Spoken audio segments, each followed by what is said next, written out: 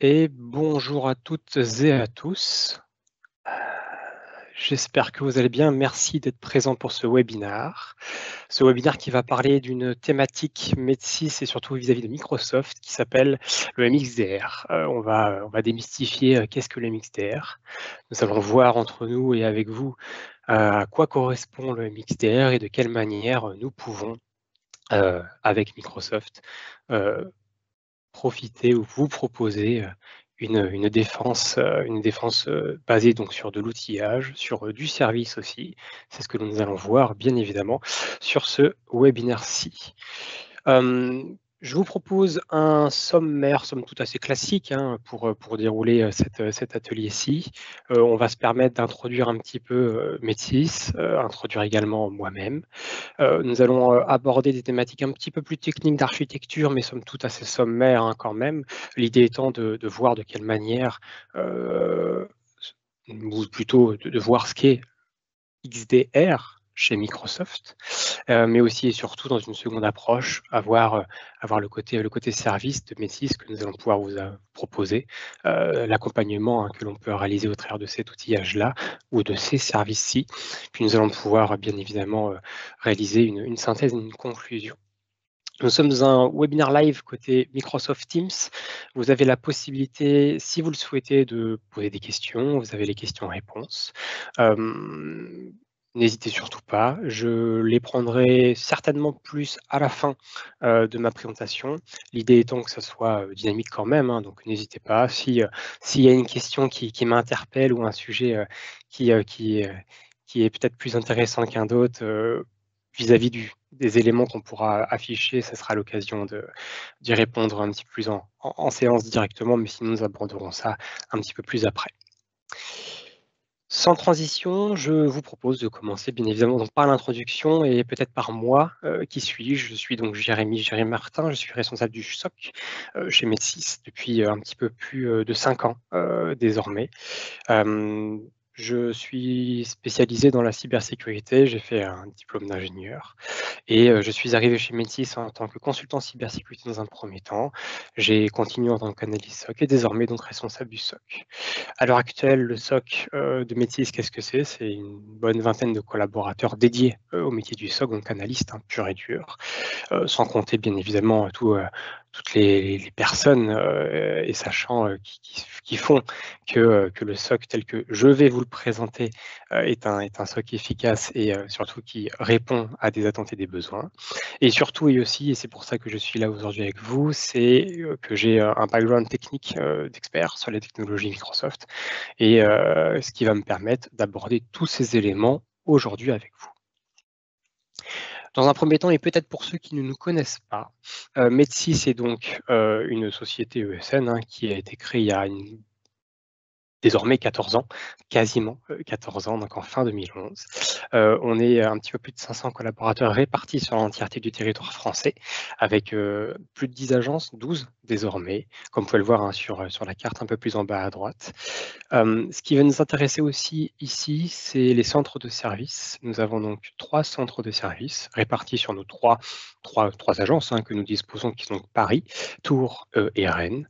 Et nous avons, un fort partenariat, avec Microsoft, finalement, qui a été initié, dès la création de la société Musis, mais qui continue surtout à être mis en avant, aujourd'hui avec une très grande majorité de nos consultants et des analystes, hein, chez Metis qui sont donc certifiés, des MVP aussi, mais pas que, puisque finalement, depuis ces années de partenariat et finalement ces années d'existence avec Metis vis-à-vis de Microsoft, on a eu finalement le privilège depuis quelque temps d'avoir, des certifications type et sécurité comme celle-ci en 2022, mais aussi et surtout, et c'est ce que nous allons voir juste après, finalement, la certification MXDR.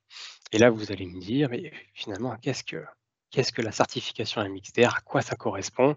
Qu'est-ce que c'est que ce gros mot-là?» MXDR, c'est finalement pour Managed Extend Detection and Response. Donc, finalement, si on sépare cela en deux grandes sections, on a bien évidemment le manage dans un premier temps, donc qui dit manage, ici service managé, et d'un autre temps, on a le Extend Detection and Response qui dit donc un XDR. Dans le cas de Microsoft et donc de cette certification et des services que l'on va vous proposer, Microsoft a créé ce qu'ils appellent le MXDR. Le MXDR, encore une fois, qu'est-ce que c'est? C'est donc un partenaire, nous, Métis, qui utilisons les solutions de sécurité de Microsoft. Et donc ici, on va parler de XDR, mais pas que. On va parler aussi de SIEM, et on verra juste après, finalement, quelle est la différence entre ces deux choses-là. Et finalement, un MXDR ou un partenaire qui peut proposer du service MXDR de Microsoft, c'est finalement un partenaire qui est certifié sur les technologies Microsoft, qui a donc une forte expertise, de la compétence avérée, qui sait, qui peut et qui doit utiliser bien évidemment les technologies Microsoft, qui sait aussi et surtout les installer, les configurer et assurer au quotidien le service soit de MCO, ce qui est une chose, mais dans le cas présent ici, qui va clairement nous intéresser, c'est la partie sécurité et donc du SOC, et c'est donc le traitement des alertes des incidents de sécurité. Ici, pour atteindre finalement ce niveau de certification au travers de Microsoft, cela se passe sur un processus de plusieurs mois. On est audité très concrètement par Microsoft sur nos capacités à proposer réellement et concrètement du service managé de qualité tel que attendu par Microsoft, mais aussi et surtout tel qu'attendu par nos clients finaux. Et encore une fois, à savoir un accompagnement de bout en bout, on est là avec Microsoft pour vous proposer finalement une installation, des configurations, des politiques, parce qu'on va parler de cela également, qui correspondent, à l'état de l'art, ou qui s'en rapprochent le plus possible des bonnes pratiques vis-à-vis de l'éditeur, vis-à-vis du contexte cybersécurité de ce qui se fait dans la réalité, mais aussi et surtout par rapport aux bonnes pratiques que nous on pourrait avoir vis-à-vis de notre retour d'expérience, aussi bien sur le SOC que potentiellement également et aussi sur les autres consultants Métis, puisque je vous rappelle que nous sommes donc répartis sur un petit peu plus de 10 agences désormais et 500 collaborateurs avec tous un certain niveau de certification. Rentrons dans le vif du sujet pour vous proposer finalement la partie un petit peu plus technique ou de présentation de ce qu'est la partie XDR. Donc là, on va mettre de côté la partie managed, on va parler de la partie purement XDR, on va parler outillage Microsoft, on va parler un petit peu d'architecture. Alors c'est un schéma somme toute assez sommaire qui va vous être présenté, mais l'idée étant de bien comprendre ce qu'il en découle, à quoi ça correspond. On va parler briques de sécurité, puisque dans la sécurité ou telle que nous, on va pouvoir vous la proposer, il va être dans certains cas difficile de tout faire en même temps, et c'est compréhensible. Rome ne s'est pas construit en une journée. Et donc, on va vous proposer finalement cette démarche par briques, et encore une fois, basée sur donc, la technologie Microsoft.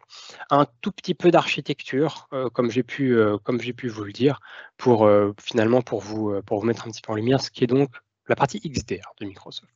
Déjà et avant tout, XDR, qu'est-ce que c'est? On en entend donc chez Microsoft, on en entend chez peut-être d'autres du marché. XDR, qu'est-ce que c'est? Dans le cas présent, chez Microsoft, c'est globalement une console de sécurité qui permet d'amalgamer d'autres incidents ou d'autres alertes de sécurité d'autres consoles. Je le dis très grossièrement comme cela, et on va voir dans quelle mesure XDR et donc différents XDR chez Microsoft est différent derrière du SIEM ou d'un SIEM que l'on pourrait avoir et peut-être que vous connaissez également, et dans le cas présent aussi de SIEM Microsoft Sentinel. Donc, on est sur une console unifiée qui vient récupérer, comme je vous disais précédemment, des alertes ou des incidents de sécurité d'autres consoles de sécurité.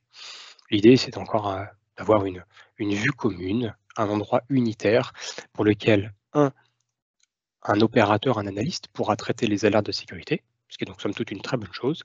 Deux, aussi et surtout, d'un point de vue client final, et donc vous, d'avoir de la visibilité, l'accès aux configurations, au fine-tuning finalement des règles qui pourraient y avoir, tout cela dans un seul et même endroit. Ce qui est donc ce qu'on appelle le Microsoft Defender XDR. Microsoft Defender XDR se base sur différentes solutions de sécurité qui commencent toutes par toutes par Microsoft Defender for quelque chose. On a donc un Defender for Identity pour la couverture de la protection des identités et des identités dites plutôt on-premise, puisque dans le cas présent, Defender for Identity va se baser sur un capteur que l'on vient intégrer sur les domaines contrôleurs. L'idée étant, globalement, d'avoir un agent qui vient récupérer l'entièreté ou une très grande quantité d'informations se basant sur les journaux Active Directory, donc les domaines contrôleurs, entre autres ici, pouvoir les récupérer, les amalgamer et faire deux choses. La première étant purement et simplement de la sécurité, donc de l'alerte, de l'incidentologie, ce qui va nous intéresser dans un métier dit de SOC. Deux, et aussi, puisque Microsoft dans le cas présent ne s'arrête pas qu'à cela, ça va être aussi et surtout de vous proposer de la visibilité sur des bonnes ou des mauvaises pratiques. Dans le cas présent ici, des mauvaises pratiques. Exemple, des mots de passe non changés, des OU ou des UO, des GPO pardon plutôt, qui seraient appliqués à des UO qui ne seraient peut-être plus ou pas utilisés. Ça serait des mauvaises pratiques d'administration de l'Active Directory dans la globalité. Donc ça, c'est Defender for Identity, c'est bien ces deux grandes choses. 1, de l'alerting, 2, de la visibilité. Et bien finalement, les autres Defenders, ça va être somme toute la même chose. Pas sur la même brique de sécurité, c'est là où ça va être intéressant, mais le mode de fonctionnement va être le même, dans le sens où, 1, l'outil va nous permettre d'avoir donc de l'alerte incident, donc bien évidemment avoir de la visibilité sur de la cybersécurité. 2, de la visibilité sur ce qui se passe sur l'environnement, bonnes ou mauvaises pratiques, donc des signaux, et bien évidemment donc de la configuration. Defender for O365, celui-ci va donc se baser sur la protection de quelque chose qui s'appelle chez Microsoft Exchange Line, et globalement ici, la messagerie dans sa globalité. Ici, on est un peu plus intelligent chez Microsoft, on ne va pas parler que de Exchange, puisque peut-être que sur le schéma, vous pouvez le voir, on ne va pas parler donc que de Exchange et que de la messagerie, puisque dans le monde O365, on va parler aussi quand même de Teams, SharePoint, OneDrive. Il y a de la protection dans l'outil qui s'appelle un Defender for O365, il va y avoir des mécanismes de protection, des alertes qui pourront être donc générées, basées sur du Teams, basées donc sur du SharePoint, sur du OneDrive, et on ira voir un cas juste après. Defender for Endpoints, peut-être la technologie que vous connaissez peut-être plus. Ici, on va être sur la protection d'ID endpoint et donc d'une machine, d'un device, d'un serveur, aussi bien EDR que PP. Donc pour ceux qui peut-être ne savent pas ou qui savent moins ce qu'est la différence entre un EDR et un EPP, le PP se base sur un antivirus dit plutôt classique, à savoir sur des signaux connus, des hashes, des choses qu'il connaît. L'EDR, lui, par contre, dans son cas, va être basé beaucoup plus sur le comportement. L'idée étant d'avoir une complémentarité entre un EDR et un EPP. Donc, je récap pour le moment. On parle ici d'un premier Defender qui vient protéger l'identité Active Directory, un deuxième Defender qui vient protéger la partie plutôt collaboration, le troisième qui vient protéger beaucoup plus la partie endpoints, et le dernier, ou l'un des derniers, qui lui se base, qui s'appelle donc For Cloud Apps, qui est donc quelque chose qui s'appelle un CASB, dans le jargon, excusez-moi, de la cybersécurité, qui globalement est un proxy. Dans le cas présent, ici, ça va nous permettre de suivre les activités faites sur des applications non gérées par l'entreprise et qui, malheureusement, peuvent être vecteurs d'attaque ou qui peut être un pass d'une attaque. Et on verra également des exemples juste après. Un petit dernier qui n'est pas un Defender for quelque chose, et celui-ci non, qui est un Microsoft Entra ID Protection qui vient se baser sur les signaux Entra ID et donc les journaux d'activité d'authentification faites sur Entra ID. Donc ça, c'est ce que j'appellerais, ce qu'on appelle la stack finalement Defender XDR, et c'est sur cette stack-là que le service, donc le manage XDR, donc le MXDR, tel qu'on va vous le proposer, ou tel que je vais vous le présenter, se base. C'est sur une stack technologique de ces outils-là et un service derrière. Prenons un cas somme toute, un cas d'exemple, j'ai envie de dire, de l'utilisation ou à quoi correspondrait potentiellement Defender XDR dans le cas d'une attaque. Partons du principe ici où on est un client ou une société qui a, somme toute, l'entièreté du périmètre Defender intégré, donc les 5 Defender XDR que je vous ai présenté, enfin les 4 Defender XDR et le petit 5e qui est donc Entra ID Protection qui sont intégrés. Cas classique, finalement, d'une attaque qui se passe malheureusement trop facilement ou trop souvent par la partie email, donc la partie collaboration. Ici, on va donc avoir, dans le cas présent, un email qui va être reçu, dit plutôt de phishing. Voilà, cas classique. L'utilisateur vient malheureusement donc ouvrir le mail, potentiellement la pièce jointe. La pièce jointe va disposer d'un malware ou autre joyeuseté de ce type-là. Vient ce malware ici vient récupérer ou voler, dans le cas présent, peut-être donc des identifiants, peut-être sur la machine, mais surtout donc vient voler l'identifiant, et donc là ici on va parler plutôt d'identité. Dans le cas présent ici, dans ce cas d'école ou dans ce cas d'usage, vient aller après vérifier de façon latérale s'il n'y a pas des accès qui lui sont disponibles sur des applications M365 ou de la donnée X ou Y. Et potentiellement après ici, vient récupérer, télécharger, exfiltrer globalement de la donnée, dans le cas présent depuis un SharePoint. Ça, c'est un cas finalement assez classique d'une attaque de bout en bout qui pourrait réussir, qui pourrait arriver surtout, qui peut arriver et qui arrive d'un email reçu contenant une pièce jointe qui contient lui-même donc un malware qui s'installe globalement sur une machine, qui via latéralisation vient récupérer des identifiants et qui donc, ces identifiants permettent d'accéder à des applicatifs et ou de la donnée, et dans le cas présent, cette donnée qui est récupérée et donc qui est exfiltrée. Regardons maintenant, d'un point de vue purement outil Microsoft, à quel moment, éventuellement, l'outil Microsoft pourrait ou permettrait soit purement et simplement de protéger, puisque les configurations vont permettre une remédiation finalement de la menace, ou à minimum va nous permettre ou va permettre finalement au client final d'avoir de la visibilité sur ce qui se passe. Dans le cas présent, ou dans la première partie, donc email reçu, récupéré au travers d'une boîte mail, on va avoir soit encore une fois des signaux, soit purement et simplement de la remédiation fait par Defender for E365. Pourquoi? Puisque Defender for E365, rappelons-nous, il s'agit donc de la protection de la collaboration. La collaboration inclut External Line et inclut des mécanismes de protection anti-phishing, anti-spam, anti-malware. Ce n'est pas infaillible, somme toute, ça peut quand même, bien évidemment, remédier. Si ça ne remédie pas, encore une fois, on va avoir des signaux. Signaux, c'est donc de la télémétrie, globalement donc de la visibilité, et ça va nous permettre, bien évidemment, côté SOC et donc côté analyste après, de savoir ce qu'il en est en termes d'emails reçus, vers qui, vers quoi, en interne, en externe, ce qu'il s'est passé et remonter les informations.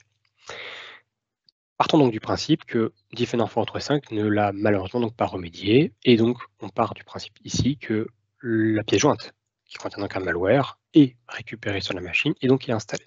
C'est là où intervient un autre outil qui est donc la protection du périphérique, du device, du serveur par exemple, qui est donc Defender for Endpoint. Celui-ci va nous permettre aussi deux choses.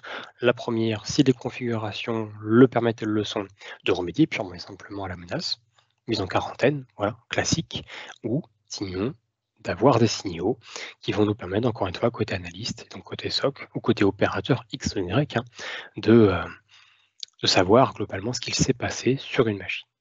Équivalent après, au travers de Defender for Identity, on part du principe ici donc que la pièce jointe contient donc le malware et qui a été installé a fait donc et ou plutôt est en train de faire ses mouvements latéraux et donc de récupérer ses mouvements latéraux de récupérer les identifiants. Dans le cas présent, identifiant au travers donc l'Active Directory, on a de la chance. Defender for Identity est installé, pareil, deux possibilités.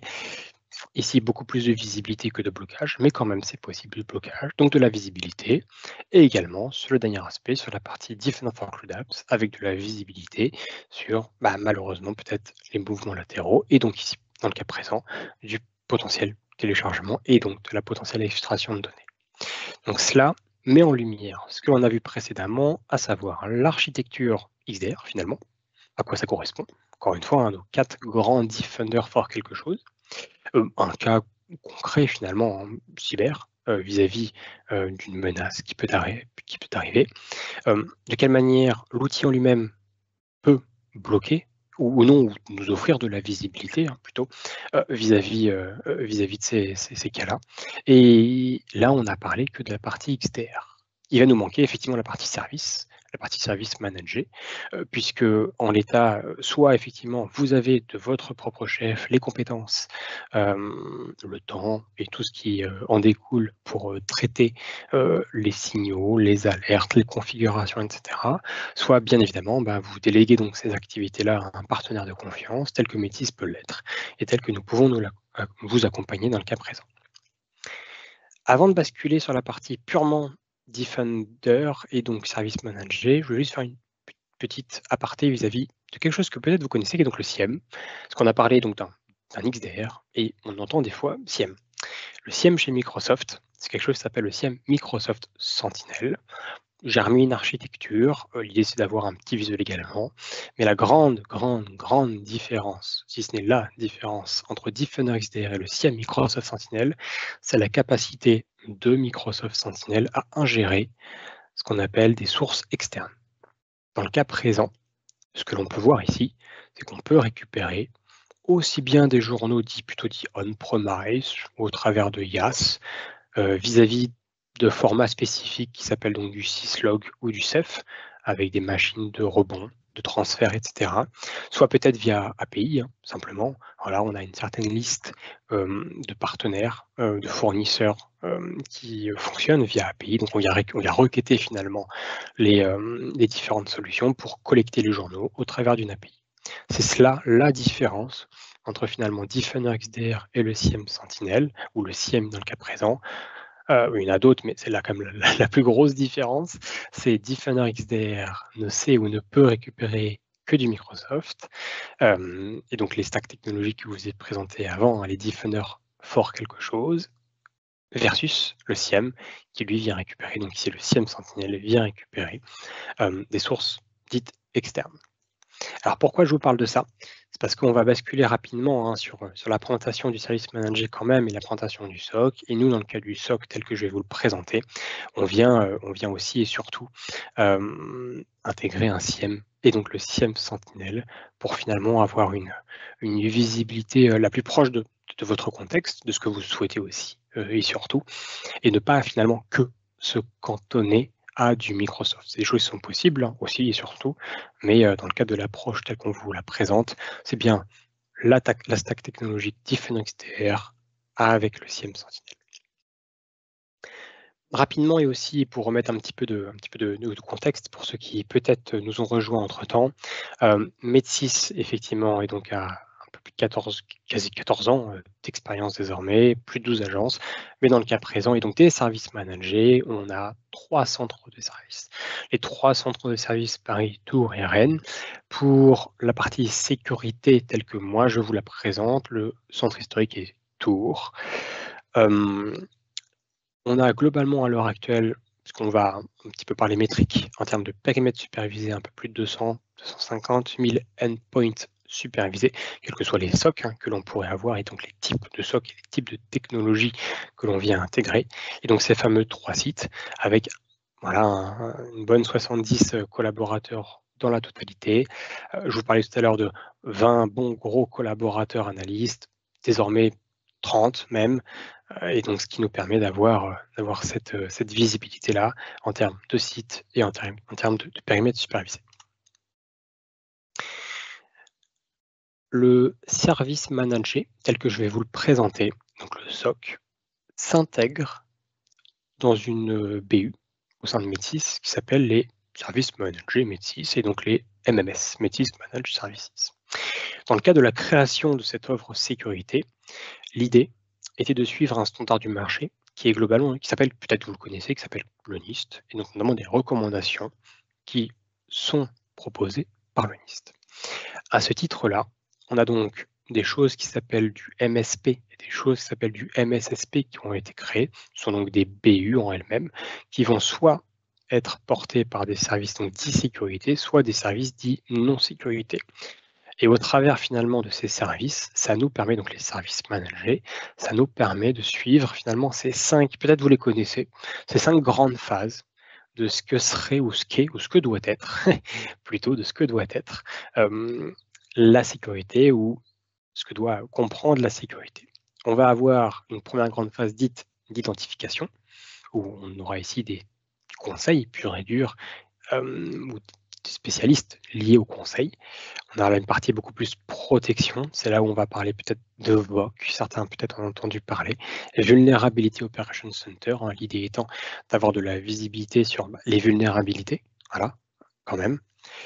Des choses dites de détection, donc c'est là où nous on vient intervenir dans le cas du SOC et du service manager sur l'outillage XDR tel que je vous ai présenté précédemment. Et des choses beaucoup plus réponses, peut-être également vous connaissez le CERT, avec des équipes également qui vont pouvoir aller jusqu'à des phases dites de récupération.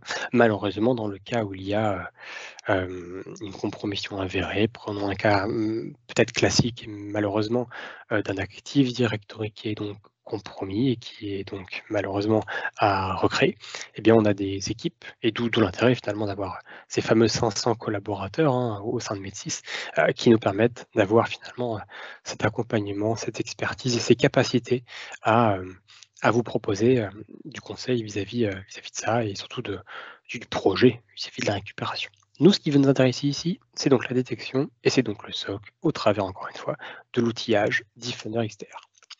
Dans le cas présent, puisque l'on parle de Defender XDR, on vient suivre une certaine méthodologie et finalement certaine boîte à outils. L'idée étant de vous proposer un service managé standardisé et un service managé standardisé qui correspond à vos besoins et qui correspondent surtout au marché de la cybersécurité.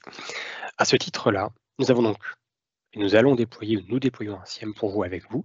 C'est là où on va vous parler effectivement donc, de ce fameux Microsoft SIEM Sentinel. À minimum, et c'est là où on va parler peut-être aussi de piliers de la cybersécurité, mais de la protection autour de l'EDR. Parce que finalement, l'EDR et donc l'endpoint reste un très bon et plus qu'un très bon même, hein, une nécessité à être intégré pour de la protection. Et donc nous, on vient le récupérer, donc, notamment ici du Defender for Endpoint. La partie, alors on l'a indiqué mail, mais c'est la fameuse partie collaboration, qui va nous permettre aussi surtout de suivre les entrants et les sortants en termes de flux de mail et le fameux cas phishing qu'on a pu voir en introduction. De la partie VOC également, puisque je vous le disais dans la slide juste précédente, l'idée étant, c'est bien de faire de la détection, hein, mais si on peut prévenir plutôt que malheureusement que guérir, c'est mieux. Et donc le VOC nous permet d'avoir de la visibilité sur donc, les vulnérabilités. Nous avons de la chance, Defender for Endpoint le permet. Dans le cas du service manager, tel que je vais vous le présenter, tel qu'on vous le présente, on n'arrive pas qu'avec de l'outillage, et donc pas qu'avec du technique. Il nous en faut, fort heureusement, mais pour qu'on ait donc un niveau d'exigence, et surtout qu'on soit standardisé par rapport à nos clients, on ne peut pas tout faire manuellement, et on ne se doit pas de tout faire manuellement. C'est là où on va utiliser des choses qui s'appellent du SOAR, et donc de l'orchestration, et dans le cas présent, de la Logic App, si on est sur des environnements Microsoft, puisque le SIEM Microsoft Sentinel fonctionne extrêmement bien.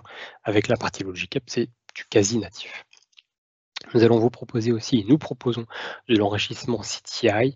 Alors, qu'est-ce que de la CTI? C'est donc de l'intelligence cyber. Et dans le cas présent, vis-à-vis d'un SOC, ça va être donc des marqueurs. Des marqueurs d'IOC, donc des indicateurs de compromission, et c'est ce que l'on va avoir en termes de IP, domaine, URL, H. Et l'idée, c'est d'avoir finalement un niveau d'information et un niveau de confiance, malveillant ou non, hein, vis-à-vis de cette IP, de ce domaine, de cette URL, puisque à un instant T, elle peut être considérée comme légitime, mais malheureusement, à un instant T plus 1, elle peut être considérée comme malicieuse. Et c'est là où ces mécanismes-là d'enrichissement vont nous permettre d'avoir de la détection à plus haut niveau et de façon améliorée. Je ne vous ai pas parlé de la partie ITSM pour qu'on puisse échanger entre nous et pour qu'on puisse vous apporter ce fameux service manager. On propose nativement finalement un outil de ticketing qui est donc chez nous un Jira, mais qui nous permet finalement de pouvoir échanger au quotidien. Alors avec des mécanismes d'escalade fort heureusement entre nous, hein, si jamais effectivement malheureusement il y aurait une menace avérée. Comme ça, il s'agit donc d'une architecture finalement classique avec notre boîte à outils, à minimum un SIEM, à minimum un ITSM pour qu'on puisse échanger entre nous, la partie orchestration, puisqu'on se doit d'être réactif, et après, selon le contrat que l'on peut avoir, donc ce qu'on va appeler des capteurs, soit effectivement la partie EDR, la partie mail ou d'autres.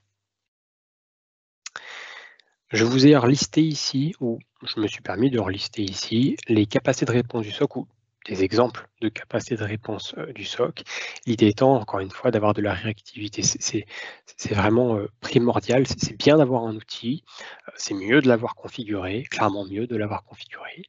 C'est encore mieux s'il y a des équipes qui suivent ces outils-là et donc qui les suivent au quotidien, aussi bien en termes de configuration qu'en termes d'alerting qui pourraient être générés. Et c'est encore mieux, et donc c'est le Graal finalement, s'il y a de l'automatisation, et dans le cas présent de l'automatisation à la réponse, et notamment de la réponse à un incident. Dans le cas présent et du SOC 1006, l'idée c'est de proposer nativement deux grandes familles de mécanismes d'automatisation. Le premier, c'est donc de la contextualisation. L'idée étant plutôt pour les opérateurs SOC d'avoir de la matière première de contextualisation, d'information sur la réputation d'un domaine, sur la réputation d'un fichier, sur les activités utilisateurs qui peuvent être faites, sur potentiellement la partie CTI que je vous ai présentée précédemment, et donc cette fameuse adresse IP qui, malheureusement, à un instant T, est conseillée comme malicieuse. C'est d'avoir, en plus de l'alerte générée par défaut par Microsoft, d'avoir de l'information complémentaire. Mieux vis-à-vis de ça, c'est donc les actions de réponse. Dans le cas où, par exemple, prenons celui du milieu, dans le cas où il y aurait donc notre fameux malware qui serait en train d'être installé, et pour lequel, par exemple, Defender for Endpoints n'aurait pas remédié nativement à la menace, ce qui peut être possible dans certains cas, eh bien l'idée de ces mécanismes-là et que nous on vient vous proposer, c'est d'avoir finalement par exemple de l'isolation de poste. On vient couper purement et simplement le réseau de la machine et donc limiter au maximum finalement que d'autres machines soient infectées.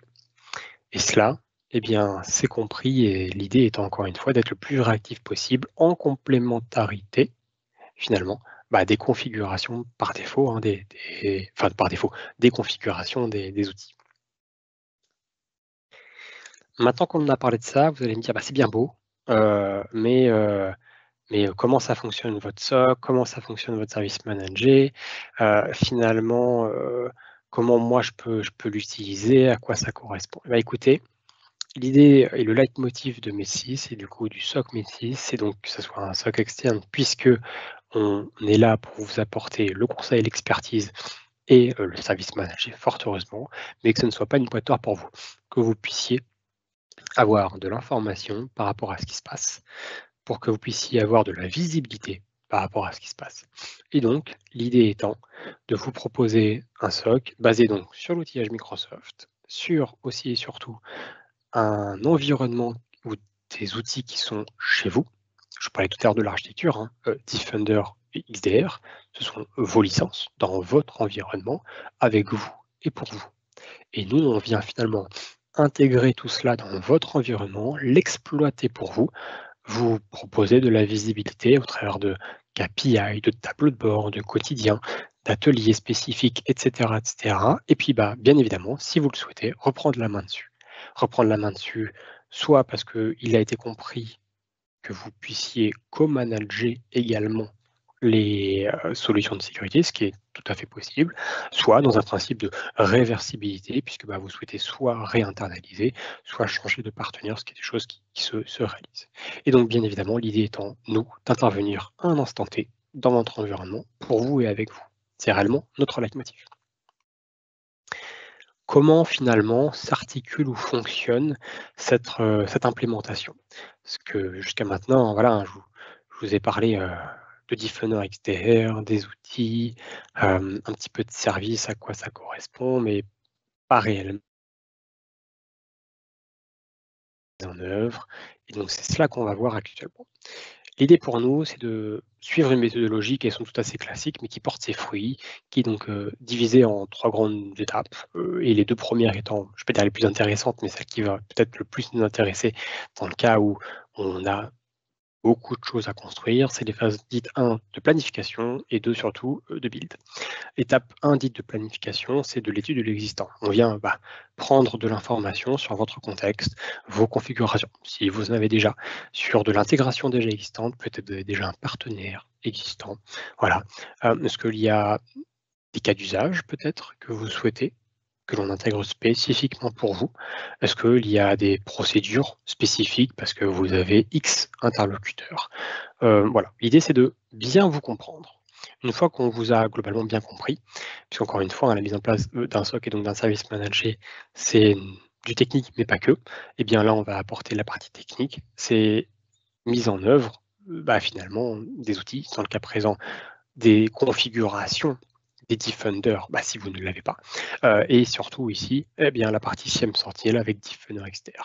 Dans le cas du SOC, c'est finalement s'assurer qu'on est conforme par rapport à ce que l'on doit avoir en termes de faux positifs, en termes de traitement d'incidentologie. Est-ce que on a les bons seuils vis-à-vis des alertes? Est-ce qu'il n'y a pas des faux positifs à épurer? Est-ce qu'il n'y a pas des nouvelles priorités ou des priorités à redéfinir ou à réévaluer? Puisque entre les premiers échanges que l'on a eus et peut-être la phase actuelle, il y a des différences. Et puis la dernière étape, c'est la phase de run, hein. Globalement, une fois que le SOC, donc que les configurations ont été mises en place, que les outils ont été installés, que l'on sait à qui échanger entre nous et avec vous, on va partir en phase de run, hein, classique, j'ai envie de dire, avec donc de la gestion des incidents, donc des alertes de traitement opérationnel, et puis des phases de pilotage, de KPI. On vous rend compte naturellement de l'activité du SOC.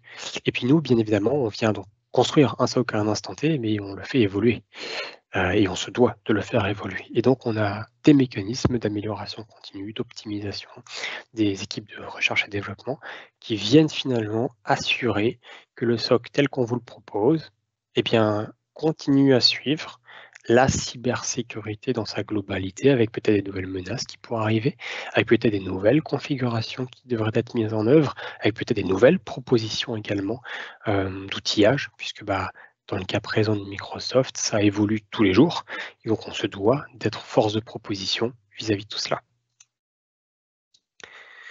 Une fois que je vous ai parlé de comment, entre guillemets, ça fonctionne au quotidien, en phase de run, en phase de build, je vais vous parler un petit peu quand même de la partie gouvernance.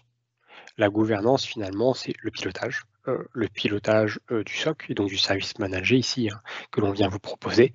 En phase de build, avec des comités ou des ateliers, hein, dits plutôt techniques, l'idée étant de façon hebdomadaire d'échanger entre nous sur ce qui est en train d'être installé, de ce qui est en train d'être mis en place et surtout, potentiellement, déjà d'alerte ou d'incident en cours. On n'est pas là pour attendre X semaines, X mois que l'entièreté d'un SOC et donc du service managé soit installé pour commencer à traiter.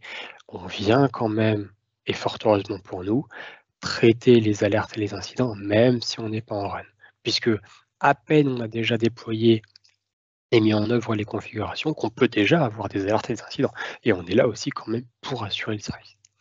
Une fois qu'on a assuré le service, qu'on a assuré la mise en place du build, on vient basculer donc en phase de run sur de la visibilité. On vous offre finalement de la visibilité par rapport aux activités, par rapport à votre périmètre, par rapport aux alertes de sécurité, par rapport aux incidents qui pourraient arriver, de façon mensuelle au travers d'un rapport, et donc un rapport sur les activités, donc l'incidentologie, de façon trimestrielle sur la revue des incidents du trimestre, des KPI, des SLA, potentiellement des demandes, des évolutions, des actions correctives qui pourraient y avoir, et de façon annuelle sur un bilan de santé beaucoup plus global vis-à-vis du service et donc de l'année qui s'est écoulée. Et l'idée étant surtout et aussi de compléter au besoin de ces instances de pilotage avec des ateliers beaucoup plus ponctuels si besoin il devrait y avoir d'échanger vis-à-vis de ça. Très rapidement, je vous parlais donc de la partie gouvernance, donc des instances de pilotage et donc ce qu'on appelle des comités. L'idée étant de vous proposer des KPI qui sont standardisés pour nous et chez nous, mais qui donc vont vous offrir le nombre de détections et des alertes, le type des alertes, les types des incidents, quelles sont les règles de détection qui ont le plus sonné, quelles sont les règles de détection qui déclenchent peut-être malheureusement le plus de faux positifs et pour lesquels le SOC, donc le service manager, doit intervenir pour corriger et adapter les seuils. Quels sont les incidents les plus fréquents? Est-ce qu'il n'y a pas des tickets et donc des échanges entre nous qui sont un petit peu latents? Ou au contraire, un ticket, donc un traitement qui s'est relativement bien passé, dans le sens où nos échanges ont été réactifs, on a fait des escalades, la menace a été bloquée, on vous présente les SLA. Contractuellement, on se doit de respecter les SLA, on vient vous présenter ces indicateurs-là. C'est au travers des comités que nous voyons ça. Quelques petits exemples pour vous donner un petit peu de visibilité, hein, par rapport aux informations qu'on peut vous donner. On vous propose naturellement dans les instances de pilotage et donc dans les comités de la visibilité sur 2 choses. Les tendances cyber, l'idée étant d'acculturer nos clients qui n'ont peut-être pas le temps, pas la connaissance, pas le savoir, hein, purement et simplement, donc d'acculturer nos clients sur ce qu'il se passe dans la cybersécurité à un instant T. Donc ici, un exemple du mois d'avril, par exemple, mais l'idée étant que ça soit de façon mensuelle, et l'équivalent côté éditeur. Donc à présent, voilà, une tendance éditeur vis-à-vis de Microsoft, vis-à-vis de nouveautés éditeurs, pour aussi offrir finalement de la visibilité et des informations. Ça, cela fait partie de ces instances de gouvernance.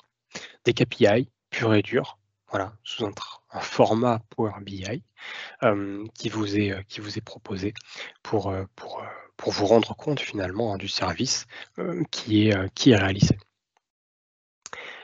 Je finis très rapidement sur la partie, présentation du service managé pour vous parler de la partie, SLA, puisqu'on se doit, hein, bien évidemment, donc je disais, on parlait donc de KPI, donc de respecter ces fameux SLA-là. Dans le cadre de la cybersécurité, on n'est pas sans savoir que chaque seconde, chaque minute compte. Donc on respecte 2 grands temps, même 3 grands temps, qui s'appellent donc le MTTH, le MTTT et le MTTC, selon une criticité, donc un niveau, hein, finalement, d'alerte, qui va de faible, moyen à élevé. Et bien évidemment, plus l'alerte est donc qualifiée en tant qu'élevée, plus le temps est précieux et plus donc nous, avons des temps, qui sont limités, qui nous permettent finalement de prendre en priorité ces fameuses alertes, les traiter au plus près et vous proposer finalement, de l'accompagnement, de la remédiation. Je ne vous ai pas encore parlé de, l'organisation finalement. On a parlé donc de l'outillage, on a parlé jusqu'à maintenant du SOC. On a parlé donc du service manager, comment techniquement on mettait en œuvre cela, au travers d'un XDR, au travers d'un SIEM, au travers de certains outils. On a parlé un petit peu de SOAR, on a parlé un petit peu de CTI, surtout dans le cas de Microsoft, de vos licences, naturellement.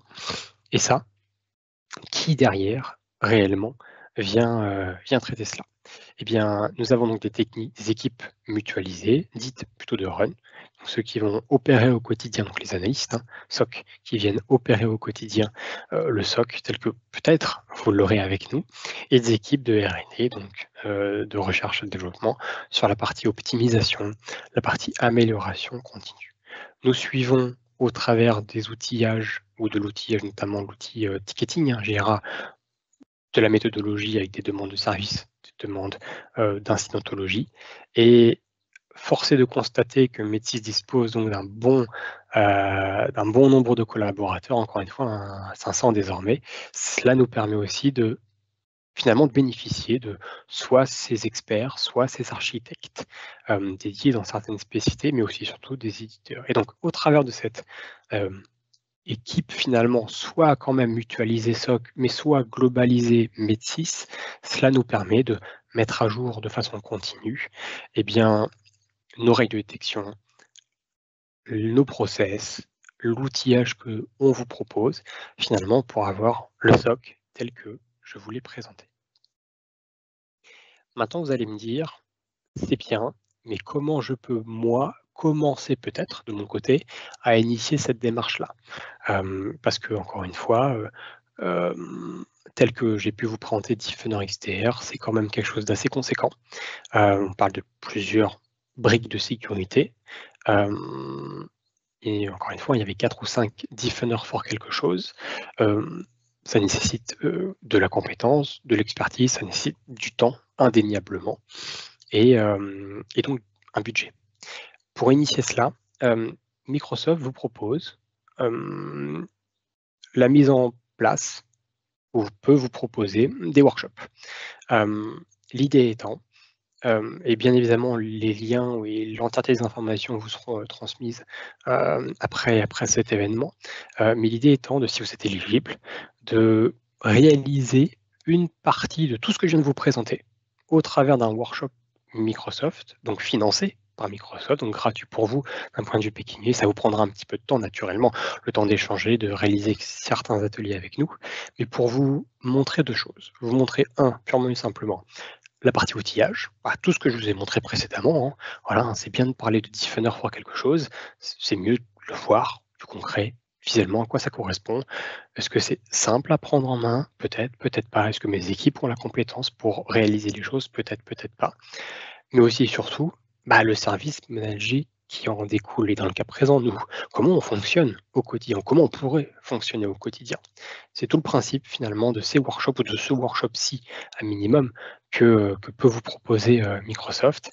C'est analyser ce que vous souhaitez, ce que vous pouvez faire, définir dans le cadre de ce workshop le déploiement, l'installation, la configuration de certaines solutions de sécurité, de voir de quelle manière ces solutions de sécurité peuvent et fonctionnent dans votre environnement, d'apprendre, puisque lors de ces ateliers-là, nous allons échanger entre nous, nous allons réaliser donc des ateliers, de l'échange, du partage de compétences, donc vous allez monter en compétences, et puis potentiellement, et si vous le souhaitez, continuer d'un workshop à un service managé globalisé, ou potentiellement prévoir cela à un budget plus tard. L'idée étant d'avoir quelques phases entre nous d'échange. Encore une fois, ça vous prend un petit peu de temps naturellement. L'idée étant de pouvoir bien échanger. Donc on a quelques étapes indéniables d'échange entre nous, donc quelques ateliers d'échange entre nous, quelques ateliers de préparation, de définition des périmètres, et après surtout la mise en place du service avec des ateliers et surtout après des présentations de résultats, aussi bien qu'à du technique que potentiellement à du décisionnaire chez vous. L'idée étant, au travers de ces workshops, de mettre le pied à l'étrier, si vous le souhaitez, sur ces solutions de sécurité et le service managé. J'en finis pour moi, si vous le souhaitez, j'en finis pour moi sur ces différentes slides. Je vous propose au besoin, et si vous le souhaitez, un petit bonus de quelques actions de durcissement, si vous le souhaitez, dans vos environnements Microsoft. Ce seront donc des slides, bien évidemment, qui vous seront partagés. Quelques bonnes actions à mettre en place si vous disposez des bons niveaux de licence, ce qu'on appelle de la mise en place de règles de surface d'attaque, potentiellement la mise en place de règles conditionnelles et potentiellement la mise en place de contrôle d'accès basés sur les rôles. C'est quelques actions qui sont somme toute bonnes à prendre, que je ne peux que vous encourager plus que chaudement à implémenter dans vos environnements Microsoft. Encore une fois, si vous souhaitez de l'accompagnement, nous sommes là pour vous. Si vous souhaitez la mise en place peut-être de ce workshop-là, revenez vers nous. Nous verrons si vous êtes éligible ou pas, puisqu'il y a de l'éligibilité qui doit être vérifiée sur les workshops. Et puis si vous souhaitez aussi et surtout un service manager, et d'autant plus un service manager SOC, au travers de l'outillage tel que j'ai pu vous la présenter, n'hésitez absolument pas non plus. Je n'ai plus qu'à tous et toutes vous souhaiter une bonne fin de journée, peut-être un bon appétit prochainement, et à une prochaine fois, espérons-le, pour parler Microsoft, parler Service Manager, et donc parler SOC. Merci à toutes et à tous encore une fois, et très bonne journée.